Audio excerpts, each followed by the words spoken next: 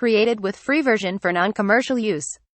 In our previous lesson, we learned how to create tables with HTML.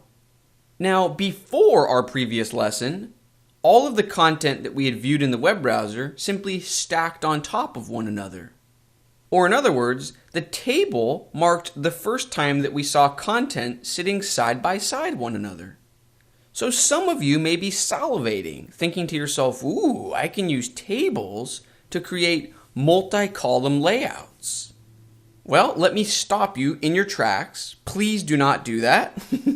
That would be abusing the table element. And the storied history of HTML has already seen the dark ages where people misused the table element for layout purposes.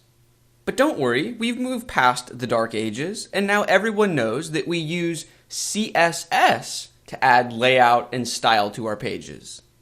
So if you have a list of data and each item has multiple properties, by all means, use the table elements. That's what they're there for.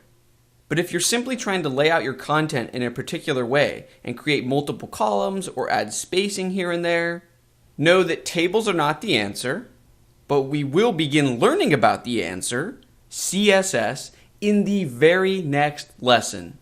So to review, if you use tables for layout, the gods of HTML will strike you down dead in your path. And in other news, you should give yourself a pat on the back because you've completed the HTML portion of the course. Or in other words, the fun is about to begin. CSS is how we add the design to web design. It's going to be a lot of fun, and I will see you in the next lesson. Created with free version for non-commercial use.